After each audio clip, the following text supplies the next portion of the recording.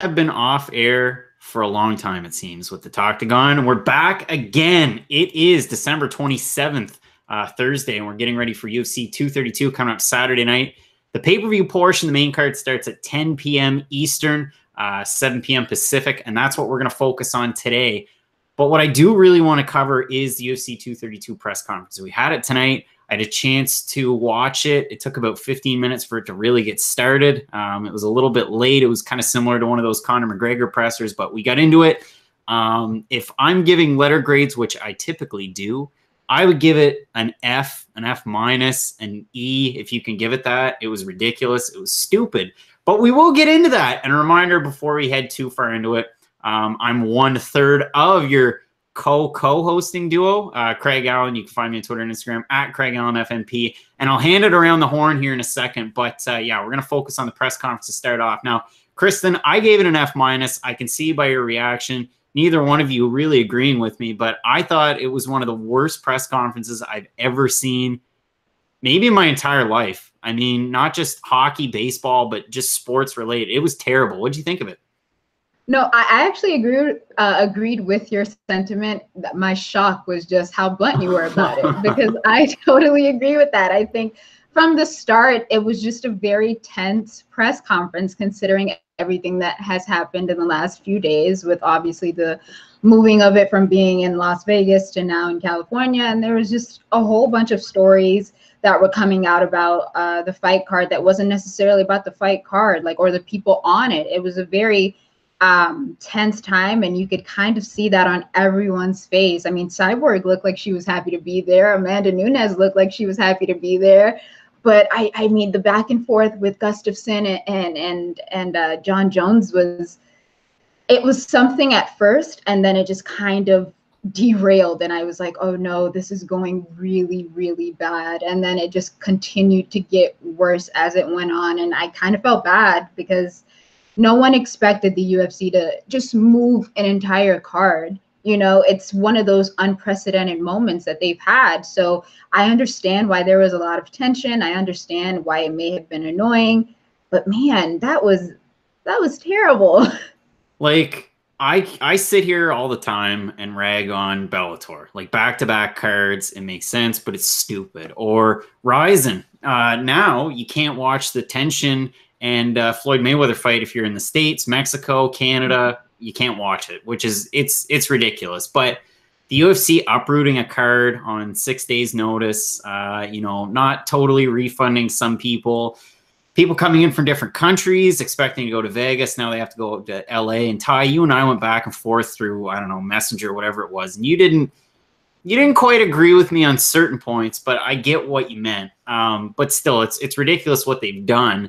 And now they're bragging about the ticket sales that they've had in LA and how they've had such great support and all this. But as far as this press conference was concerned, Ty, I'll ask you this question. So a press conference, you can do two things with it. If it's media only, which it was for Conor and Khabib, it was awkward because they were trying to go at each other and there was nobody to kind of cheer them on. But at the same time, when it's media only, you can kind of ask some tougher questions and get some decent responses. What did you think about this one?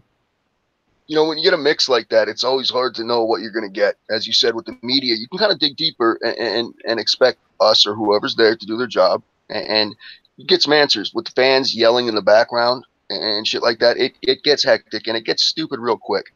One of the only things I agreed with that came out of John Jones's mouth was he was telling people to act like teenagers. Now, he was dumb enough to continue to say, let's act like men, when there was obviously women in the room. He could have just said adults, but that's John Jones, so whatever. Now, I don't give it an F or an F minus because at the end of the day, it was mildly entertaining.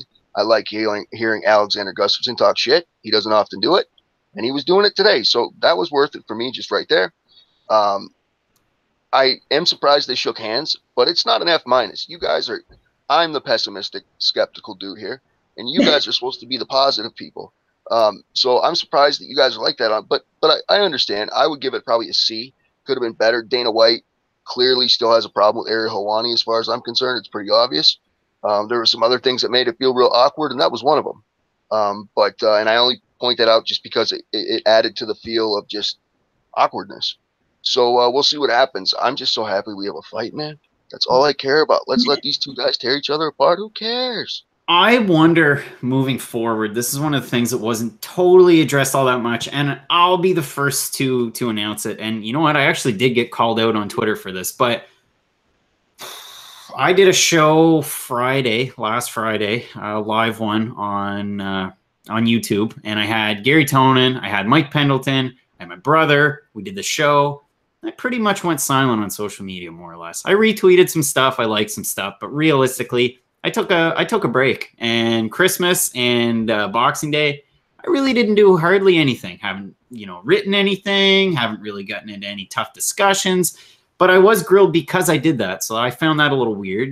Give me a little bit of time. But as far as this was concerned, the fact that the UFC moved so quickly to put this in California, I wonder how how the Nevada State Athletic Commission views the UFC from now on.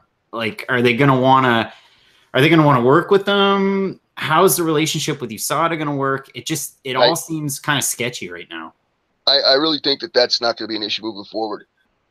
The Nevada State Athletic Commission knows it is the home state of the UFC. They know that they run the commission in the state that is the home of the UFC. T-Mobile Arena, whatever you want to call it, is that the facility in Vegas they use all the time? Okay, that's the home arena for the UFC. The main reason for building that arena was for the UFC and concerts, things like that. But the UFC was understood to be the main occupant, tenant, whatever you want to call, of that building when it was built. They have nothing to worry about, and I think this was simply a byproduct of the fact that it's the holidays. There's a lot of people gone. They couldn't draw a commission together or a group to do the investigation that they wanted to get done. They didn't have time to do it. And because it occurred, the test went down in their state, they had no choice except to turn it over. And I really believe that if there's any two states that can work together commission in terms of their commissions, it would be California and Nevada for very obvious reasons. Bellator, UFC have most of their events in those two states. And I really don't think it's going to be a problem moving forward. And the UFC, business-wise, not stupid enough to mess that relationship up. It looked to me like a kid going, you know what, I'm taking my ball and I'm going home. Screw it. And I'm going to California, and we're just going to have this event there. So to me, I think it's going to be wonky moving forward. But at the same time, with John Jones, it was weird, the fact that he was fighting in Nevada, and they had to clear it with the California Commission to get the fight approved in Nevada. And then the Nevada State Athletic Commission said, listen, these positive test results. And that's one of the other weird things. So it comes out today, Jeff Nowitzki kind of backtracked a little bit on the Joe Rogan experience and said that there was, positive tests in July and August, as well as a December 9th positive test. I don't have a good view of Jeff Nowitzki. I don't anymore. I don't like the way that the UFC is going about utilizing USADA. I know it came out today that they re-upped with them for another 3 years. There's going to be more stringent testing. They're going to test 30 to 40% more than they typically already do, which inconveniences athletes, but I get it. If it's a clean sport, it's a clean sport. And this is another thing. I try and draw parallels with other sports. So huge hockey fan, drug testing in hockey, pretty much non-existent. If you want to take club drugs, party drugs, go ahead. They'll slap you on the wrist. They'll sit you down in a small little room. They'll tell you, hey, you have a problem, fix it, and then it's your own problem. That they don't publicize it or anything. In baseball, it's a different story. In baseball, if you take drugs, you're in a lot of trouble, and it gets out in the media. It's pretty quick, stiff reaction. But in the UFC, it's ridiculous. I mean, if there's these positive tests in the summertime, why did this fight even materialize? It's ridiculous to me. And another thing that I had, and it was a line of questioning asked by Isabel Kostic, a woman that a lot of people didn't know. She's from a Swedish MMA outlet. And I thought her questions were a little bit too pointed at first, and I don't really agree with her last question, because her last question was basically, Chris Cyborg, you look pretty drained. Is this because the change in venues from Vegas to California? But Kristen, I'm going to go with this. Do you agree with the way that Dana White and John Jones handled that whole situation? No, definitely not. I mean, I was a little bit surprised when that was the reaction from John Jones, considering when he hears a question he doesn't like, either he doesn't answer it, a la the whole thing with Luke Thomas, where he just said, I don't like you, so I'm not going to answer your question, and he left it at that. That could have very well been a better alternative in this instance. But to get the entire crowd riled up and just say that you know, better journalism needs to be done and stuff like that, just because of a question he didn't like, I was kind of shocked by it. I was like, there's no, you know, you can't call someone out like that. And granted, maybe her question could have been worded better. I think part of it was a lot of the language barrier, you know, but she did have a valid question. Listen, you know, this is the third event that we're talking about a failed drug test rather than the fighters on the rest of the card or the fights in general, because we do arguably have one of the greatest, if not the greatest, women's championships fights as the co-main event. We should be talking about stuff like that. But here we are again, finding ourselves having to talk about John Jones's failure at a drug test. So I understand why he may have wanted to deflect from that question. I know he's been asked about it a lot, and his explanations throughout the press conference became, you could tell that he wasn't educated, and I'm glad that he at least admitted that, because I also am not educated. I'm not a scientist. I have no idea what he was trying to say. You know, I hope some clarity can come from it eventually. But just to snap at a reporter like that is not really fair. You could have just kept it at next question and moved on, and then they would have chalked it up to, oh, that's just John Jones being John Jones. Perfectly, well, not acceptable, but I guess in his case that would have been reasonable. But that whole show was kind of awkward and it was weird, and I think at that point I was just like, okay, when is this going to be over? I mean, like I said, so it started about 15-20 minutes late, whatever it was. I was watching it at home. I had to leave, so I turned on Sirius XM, put it on the Luke Thomas show. They were broadcasting it, and he'd comment every now and again, say, this is a shit show, this is a shit show. We have to go to a commercial and we'll recap if need be. And there was no need be to recap. That was pretty much the end of the press conference, and it was terrible. So before we head into this main card, Ty, if you had any real takeaways from this that you didn't mention already, do you have anything else? Well, I'll tell you one thing. The phrase, I'm not a scientist, is the most popular phrase in sports this week, period. Maybe in the world right now. I have said it maybe 50 times today, and probably 4,000 times since Saturday when this broke. I'm not a scientist. We're going to make shirts, something on it. I mean, this is an epic thing. We just keep building on this shit. However, it's not a cop out from us because we're not scientists. But when Dana White says it, or you know, somebody like that, we know he knows. If you watched UFC Embedded, the third episode, he broke it down very clearly to Alexander Gustafsson what the situation is. I'm not of the people who think that this is a new offense from John Jones. I don't think this is going to give him an advantage. I do think it's trace amounts from the 2017 test. If I'm naive and I'm proven wrong, I'll happily admit it. I'm wrong all the time. So no problem. But that's my biggest takeaway. I think people are getting they're so anxious to jump on John. Read my article. Read my article that I put on your site today. And I'll save me running my mouth. Yeah, I mean, I'm, like I said, trying to relay it back to other sports with baseball. I'm of the belief, and I'm in the minority actually, if you go back to before 2003, 2004, you could take steroids as much as you want. You could fill a baseball side, you could fill a huge syringe and just, there you go, steroids, and hit millions of home runs. And then after that point, no more. It's the same thing with UFC and performance-enhancing drugs. Before 2015, fill your boots. If it helps you, take it. But after that, no more. It's a rule. So follow the rules. That's the problem that I have with this. To me, and again, I'm in the minority. There's no gray area for me. You either cheat or you don't cheat. And at some point in time, he ingested this banned substance, and he's a cheater. And that's just the way it is. Now, yeah, it could be a small amount from a prior test, but the fact that he tested possibly in July, in August, and again in December, you got to prove that it's it's not going to be performance enhancing. For Dana White to come out and say, oh, it's not going to improve his performance. I'm not a scientist, and neither is Dana White, so you can't really definitively say that. I just want to also say that to me, there's an obvious disconnect where John Jones does not understand that it's not that we think this picogram gives him an advantage coming into this fight. It's that it's evidence of something bigger. He continues to say, oh, it's not giving me an advantage. I'm glad you think it's giving me an advantage, Alexander, blah, blah. No, it's not like that, man. It's because it's evidence of what you've done in the past. He was up there acting like a squeaky clean athlete, like claiming he was like that today. Saying, oh, he didn't even really admit to he said, oh, I'm man enough to admit that it's in my system and it doesn't give me an advantage. What do you mean? That makes zero sense. So, there seems to be a real disconnect. He doesn't seem to get that it's evidence of his past issues, and that's what angers people. So I'm going to throw this one to Kristen.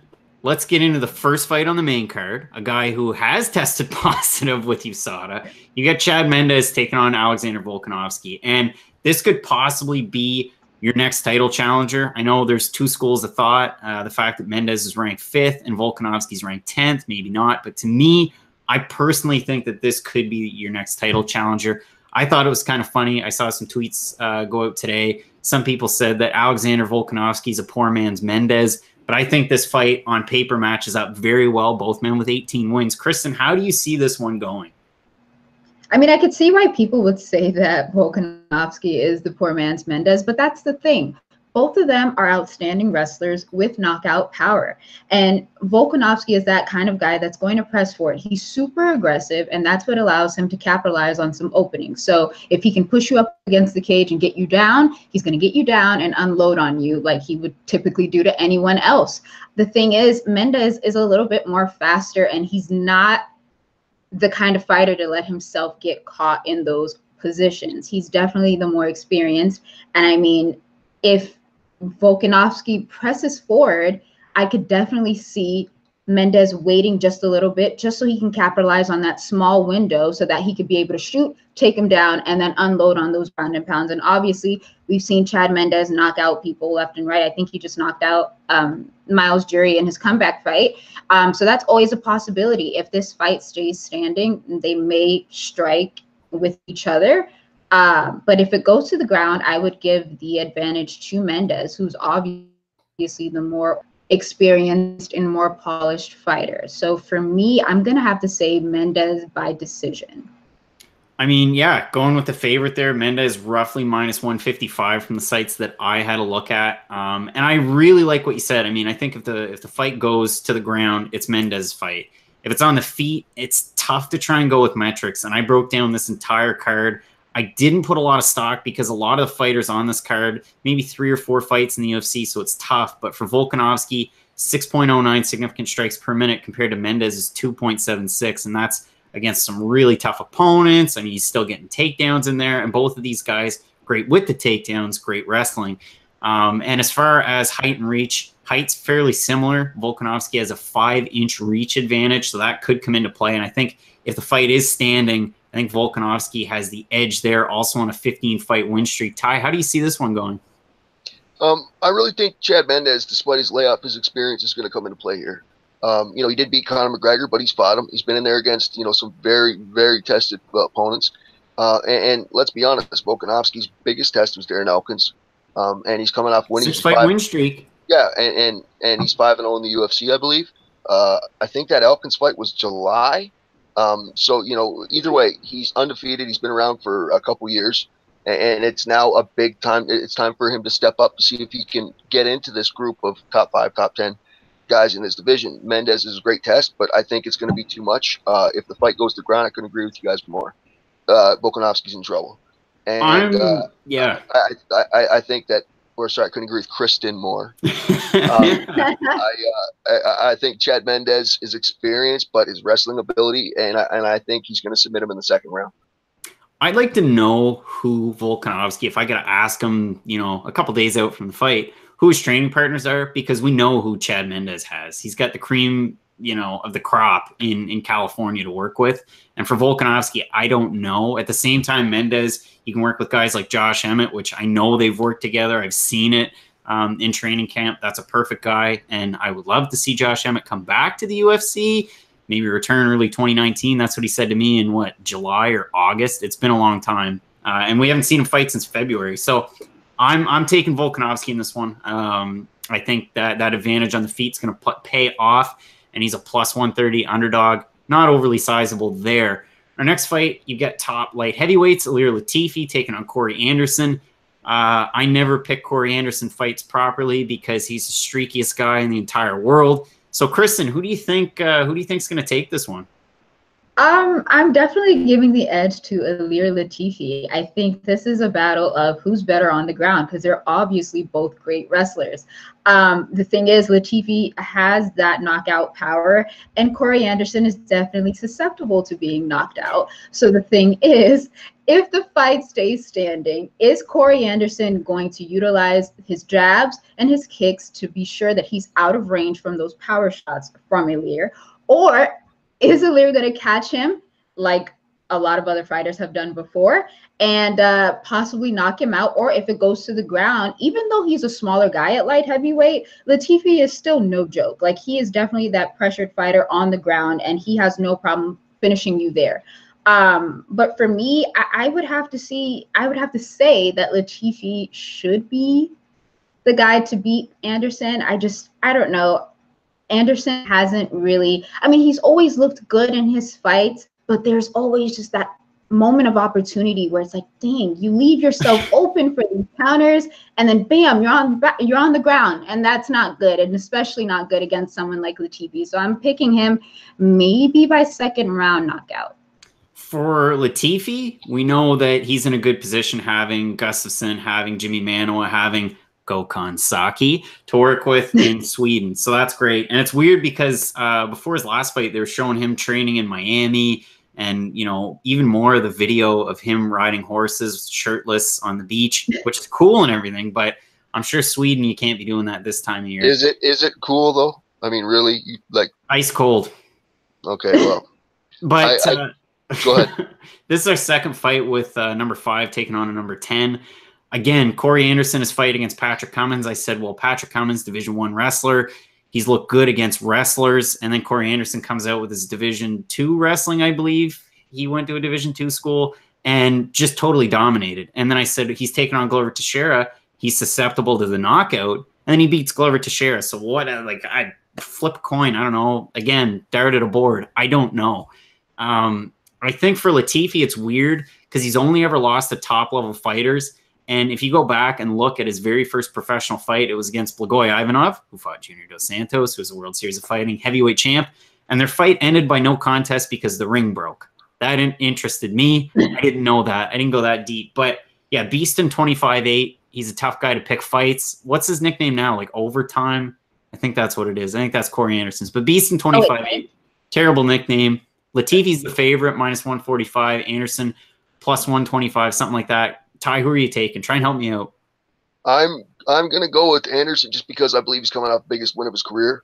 You know, beating Glover Teixeira. He was a title challenger at one time, and some people still think he is. I don't. It's a big confidence boost to be a guy like that. I was surprised this fight's on the main card, to be completely honest with you, with some of the other fights that are on the prelims. If there was one fight I could take off of the main card, it would be this one. However, I know I'm in the minority in that sense. So I really believe, though, that Corey Anderson is going to capitalize on the momentum, and I think he's going to shock a lot of people. Typically, when there's a major fight, they usually have another fight in the same weight class on the main card, just in case anything falls apart. So I was kind of surprised that Megan Anderson and Kat Zagano wasn't on the main card, considering what you have for your co-main event. But the fight before the co-main event, a tale of two opposites, as I would put it. Carlos Condit taking on Michael Chiesa, and I see this one as cut and dry. I don't know if I'm in the minority there. I know a lot of people still cling to the old Carlos Condit. Personally, I don't. Again, when I was a fan, when I was a kid, big GSP fan, so I never liked Carlos Condit. But in this world, I mean, he's lost, what, 4 straight? He's 2-7 in his last 9. He's fought top competition, but, I mean, he's been submitted by guys like Cowboy Oliveira. Damian Maia is really good, but Cowboy Oliveira, who I hold in very high regard, but still, it's tough. So, Kristen, how do you think this one's going? Yeah, I think to point out that submission to Cowboy was a little bit shocking for someone like Carlos Condit, because it's not like he's a slouch on the ground either. Yeah. So for you to be so easily submitted, it was kind of concerning. And that is also the same concern that I have against someone like Michael Chiesa. Michael Chiesa is probably going to look to take you down. I always used to think that maybe before there was Ryan Hall, there was Michael Chiesa when he won his season of The Ultimate Fighter. His ground game was just that impeccable. So if he can get the fight to the ground, there are openings or potentials for a submission, because now Carlos Condit is towards that part of his career where it may be slowing down and he's making a lot of small mistakes that he normally wouldn't be making. The difference is, I think Chiesa may also have a problem in longevity in the fight. I mean, he looked fantastic in the first round against Anthony Pettis, and I actually picked Chiesa to get it done because I had no faith in Anthony Pettis at that point. I thought that this was going to be Chiesa's fight no matter what. Then it got to the second round and I was like, man, I think he's tired. And of course, that led to the submission. So I think Carlos Condit's best bet is to try and keep the fight standing. Obviously, his striking is world above Chiesa's. But if the fight does go to the ground, it could be Chiesa's night. For this one, I really don't have a pick. It's just one of those that, yeah, either or could possibly happen. I don't know yet. I mean, Chiesa minus 175 favorite. Condit is a plus 150. So it's pretty fair, I think. I mean, if you look at Chiesa's record, like you said, 14 wins, 10 of them by submission. But again, he's been submitted in his last 2 fights against a wrestler and a really well-rounded former champion, Anthony Pettis. And yeah, it was definitely tough to try and pick that fight between those two, but Pettis looked great in that second round.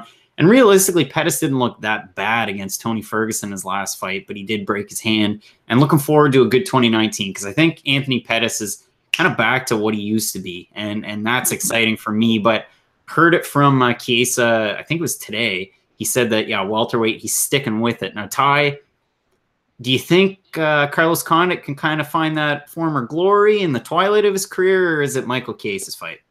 It's Chiesa's fight to me as well. And because I question, and Carlos Condit has publicly questioned his own will to continue fighting in the UFC in the past. And when you got a guy who's had a lot of struggles in his last, 7, 8 fights, whatever you want to call it, you got to wonder when he's come out publicly and said, I don't know if I want to do this anymore. You know what I mean? I don't think he's got the will to beat a guy like Chiesa. I don't think he possesses the physical tools anymore to beat a guy like Chiesa, and that's only because of what evidence we've seen in the octagon. I don't think that's an unfair characterization of Carlos Condit we're going to see Saturday. And I really, when that will goes, when that fire inside you goes out to the point where you're publicly questioning your own self, I think it's time to hang him up. And so I think this is a matter of kind of 2 generations passing in the night. And it just so happens that it's Chiesa's welterweight debut, and it's maybe the swan song of one of the former welterweight greats. Wow. Oh, a true wordsmith. I like the way you went with that. Now, for the next 2 fights, your co-main and your main, I have it written down. I have main, Gus Jones. That's all I have written down. And for your co-main, champ. You got Cyborg taking on Nunes. Cyborg 20-1 with 1 no contest. Nunes 16-4. We know so much about these two. Nunes, she's won 7 in a row. She's defended her belt 3 times since she beat Miesha Tate. That was the main event of UFC 200. We had the fallout. We had all sorts of crazy stuff happening. International Fight Week there. And then for Cyborg, 5-0 since she joined the UFC. She's had 2 title defenses. She won the belt because it was vacant when she fought Tanya Evinger. Cyborg's a favorite, minus 250. Nunes plus 195. And I was asked when I previewed or promoted the event there on Periscope, like I do, I was asked a question. If Nunes is going to win, how do I see it? Kristen, if Nunes is going to win, how do you see it?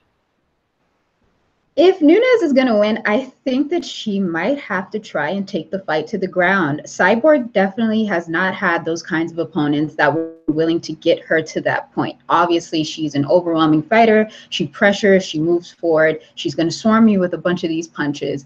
And seemingly no one had Holly Holm, who did fairly well in their fight, obviously, but she still lost. And that was just a testament to how great Cyborg is whenever she gets into that octagon. So if Nunes is going to have a shot, it has to be contested on the ground. Can she keep her there? Can she hit as hard? Because essentially Cyborg is going to do what Amanda Nunes has done to all the bantamweight contenders, which is bully, pressure, and that could be a problem for Amanda Nunes because a lot of people have said that, her cardio issues are still not solved yet. I personally believe that she's done a lot better. Especially, I think the last 2 of her fights were against there were 5 rounders, I want to say. Was Valentina Shevchenko one of them? And then someone else happened. I can't even remember at this point. But she's looked better at this point. I just don't know how much better that cardio has gotten. And someone like Cyborg is going to test the hell out of that.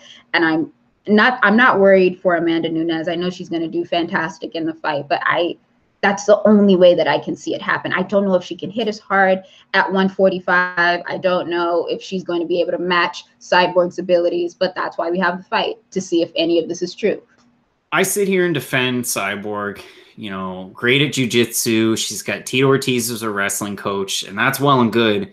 But in all of these highlights, you never see that. You see her hitting mitts with Perillo, and I hate watching Jason Perillo hold mitts. I hate it so much because he sits there with his mouth open and goes, doosh, doosh, all the time. It's the same thing, and it's so loud, and I just don't like it. But you see her doing that, and then you see Don Madge, main training partner, kind of replicating Nunes' style. He's a southpaw, and then they show that crazy win that he had in his debut where he's the underdog in Moncton. And when I tweeted out all the stuff about Don Madge, Chris Cyborg retweeted all that stuff. So she's a big Madge fan, Madge a big Cyborg fan. Good for Craig, good for everyone. But moving forward, I don't know how all this striking will translate into the fight. I mean, you talk about, and I do it all the time, Gilbert Burns, great at Brazilian Jiu-Jitsu, and he hits really hard. But when he tries to bring everything together, he doesn't do a good job of it. Chris Cyborg, we know how good of a striker she is, and in every single UFC fight, that's how she's won the fight.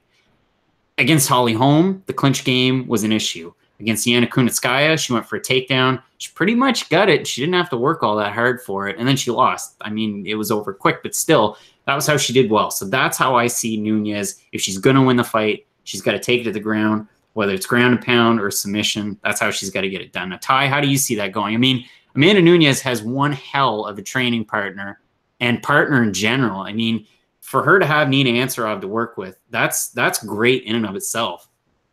I think it's clear though it's helped Ansaroff a lot more than it's helped Nunes. Not that it hasn't helped Nunes, but man, you could see the progress that Nina Ansaroff has made. I mean, she just came over the biggest win of her career, Gedalia. I was very impressed with that, and I called that, by the way. Yeah, you did. And so I think the only way Nunes wins this fight, and I know it's going to sound shocking, but the only way, and I'm not saying I think Cyborg's going to win this fight, first of all. I think Cyborg's going to finish her, and maybe a unanimous decision, if whatever, but I think Cyborg's going to finish her. I think Nunes' only shot is to catch Cyborg and knock her out somehow, the same way we saw Cormier catch Miocic.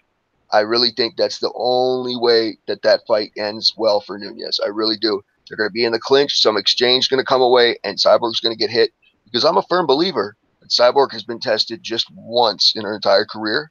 It came against Holly Holm, not Gina Carano. And Holly Holm was the only person to give Cyborg the type of heat that she's going to feel on Saturday, and Nunes is going to increase that heat. So I think that there's a chance, but at the end of the night, Cyborg retains her title. Nunes goes back down to 135, and I think Cyborg wins decisively. Nunes got a shot. It's going to be knocking her out. We're all going to go, oh, my God. And there'll be an immediate rematch. I think if Cyborg wins, it's going to be a boxing debut, Cecilia Breakhouse, and Matt seems to think that she's going to win that one. I don't, but Matt does based on the power. Now, in this fight, I didn't write it down, but from memory, I know that the prop bet for a Cyborg win inside distance was -115. The prop for Cyborg, I have it written down, for TKO, KO, or disqualification win is +115. So, yeah, I mean, the people that are gambling and the odds makers definitely have it as a Cyborg finish. I have it as Cyborg winning. But, Kristen, how do you see it? Yeah, I also have it as Cyborg winning. I may have switched Ty's choices just the opposite way. I feel like it may be a unanimous decision, and then a TKO or knockout could be the next plausible result, but we'll just have to wait and find out. I don't think that Amanda Nunes is that easy of an opponent as everyone is making her out to be. I know a lot of people have already seen a lot of Cyborg's fights and her performances, and I think that's what confuses a lot of people, is that she just takes out her opponents with no regard, no nothing, you know? But Amanda Nunes is not one of those opponents. This is a very, very different opponent. So this is a much different test, and we're just going to have to wait. I just see it as Cyborg winning. Yeah, I'm really looking forward to this fight. At this point, after the press conferences, I know what we're going to get in our main event. I wrote down Main Jones Gus for a reason. But at the same time, I have more stock put into this co-main event. I'm so sick of the back and forth for this main. I mean, when you got Conor McGregor and Khabib, at least it's somewhat enjoyable. And I don't even like Conor McGregor, and I still enjoy it more. I enjoy it back and forth where it's kind of personal, but it's kind of cordial. That's why I was a big Michael Bisping fan. I just, it was brash, but at the end, they'd shake hands and it was all good. But with Jon Jones, it just seems so personal. Again, I'm not a scientist, but let me tell you the science, because I know it. Because, you out there, you haven't picked up a textbook since high school, so you don't know anything about science, but I know pictograms, whatever that is. So in this main event, again, I didn't write anything down. I don't even have the odds in front of me. Ty, I'm going to throw it to you. Who's going to win this fight and why? I'm sure I'm in the minority here. I think that Gustafson's going to win simply because I have more faith in what Gustafsson has been doing during his layoff than in what Jon Jones has been doing during his. I believe that Gustafsson is far more dedicated to this fight, both mentally and physically, than Jon Jones is. I still think Jon Jones underestimates him. I'm not someone who thinks that the first fight matters at all anymore. It was 5 years ago. These guys have changed, improved, whatever. Let's forget about that. This right now is about the progress Gustafsson has made and whether or not he can prove that he is among the elite, because Anthony Johnson beat him, Daniel Cormier beat him, Jon Jones beat him. It's now or never for him. He's a new father, recently married. I think there's a lot of added motivation Jon Jones just simply isn't seeing here. And as I said, this layoff, if I were to bet who worked harder, who improved more, I would say Gustafsson, and I think Gustafsson is going to win by decision, a unanimous decision. Maybe get a split, and maybe that's the hopefulness of me because I'm sick of seeing cheaters walk into the octagon. I don't think Jon Jones cheated this time, though. Like I said, I just believe he did in the past. I don't think this is a new offense. Obviously, it has no bearing on the outcome of this fight. Let's just get this over with. Because, come on. I mean, realistically, this is the most demanded rematch in MMA history. Yeah, and we finally got it. I just want to see the winner of this fight Anthony Smith, who's going to be on the desk or whatever with Fox. I mean, how awesome is that? But that's what I want to see. I want to see Anthony Smith fight the winner. Well, he deserves it. Wishful thinking, but we'll see what happens. Again, well, he'll get the next title shot if Gustafsson wins. There's going to be immediate rematch, though. Yeah. Now, Kristen, Jon Jones defended the belt the most out of anybody who's ever held the light heavyweight belt, most consecutive times. He's also been stripped of the belt 3 different times. One of them was an interim belt. For Gustafsson, never won anything. I mean, he fought for the title and lost against Jones. He fought for the title and lost against Cormier. There's that awesome highlight where Daniel Cormier picks Gustafsson up and kind of throws him. I've got right behind me Daniel Cormier picking up Dan Henderson and throwing him. Daniel Cormier's the best. But as far as Jones and Gustafsson's concerned, who's going to take the rematch?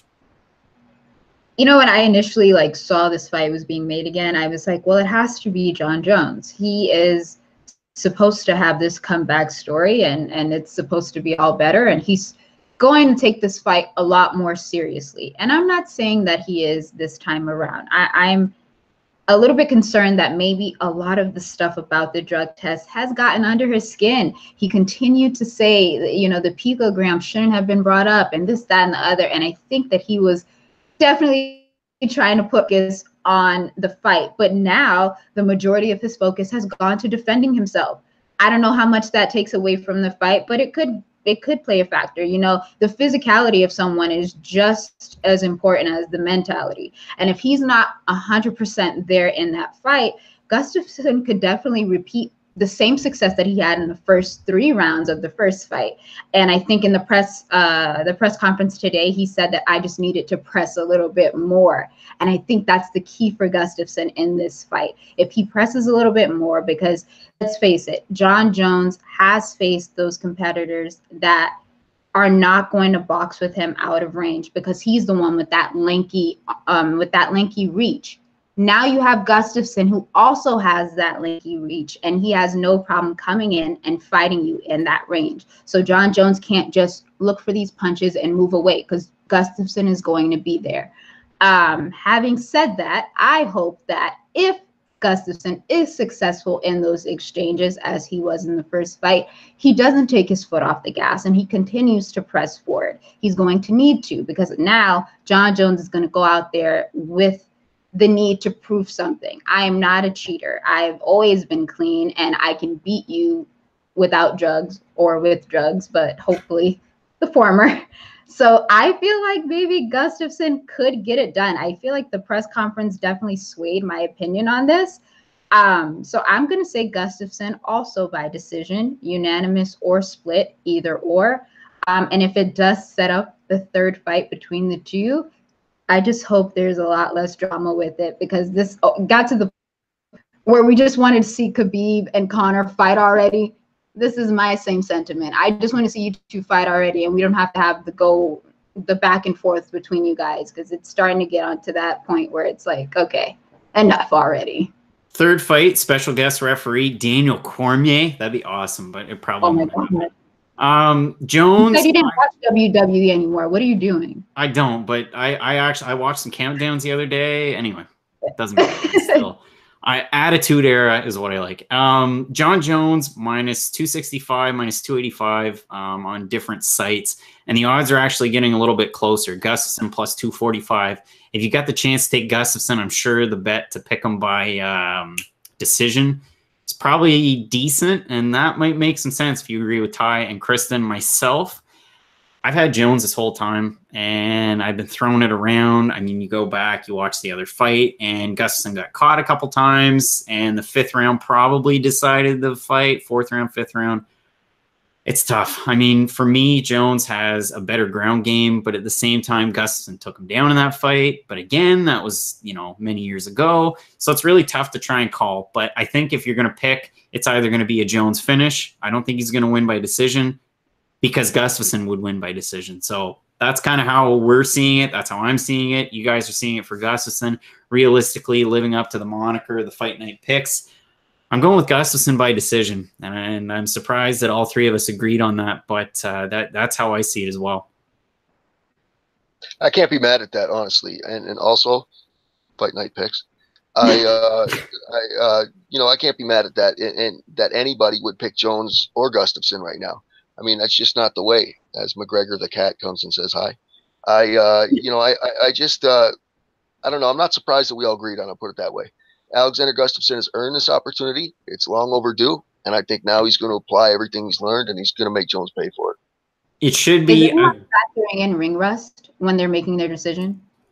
No, I mean, Gustafsson's been off for a lot. This was the one thing that we didn't mention. Gustafsson's been off for the longer amount of time than Jones. They fought in 2017? I think it was March for Gustafsson. It was July for Jones. So you got to factor that in. But the thing that isn't really focused on is the fact that Gustafsson was already booked for fights this year, and he had to pull out due to injury. So I don't know if that has anything to do. I think it was like a broken nose. They were minor injuries, but still, I don't think it really affected him. And you're talking the training partners. So like we said, Ilir Latifi, Jimmy Manawa.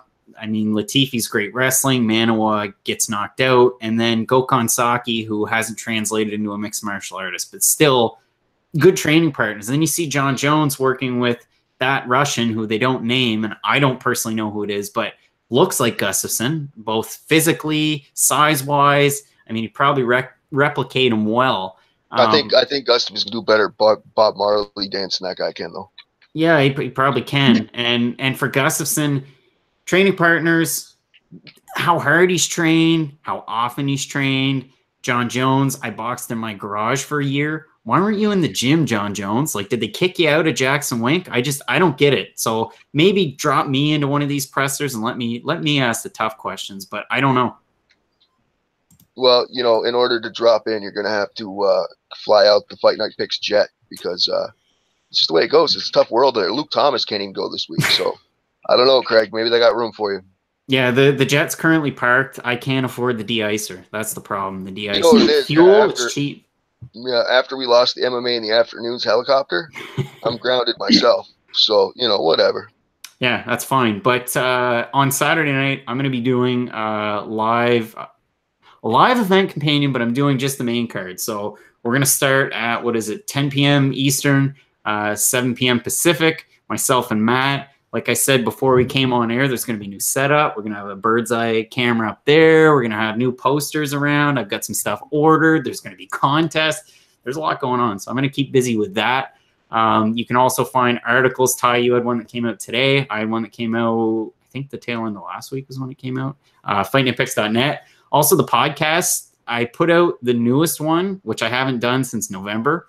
And then it didn't get picked up by iTunes or any of the other podcatchers like I said it would. So I had to go back in and change the URL on iTunes, and whoop-de-doo, it worked today. So if you're looking to listen to some of the older episodes of the podcast, you can now find them on various podcatchers, not just iTunes, but all of them. You can also find me, Craig Allen FNP, Twitter and Instagram. All right, that's it from me. Kristen, where can we find you online? What do you have going on? You guys can find me on Twitter at Kristen King MMA, and for UFC 232, I have a lot of post-fight goodies as I usually do. I'll be getting backstage interviews with Chris Cyborg and Amanda Nunes, so look for that write-up eventually. Well, it's not me personally, but my editor will be giving me the video, and I'll be writing it up as I usually do again.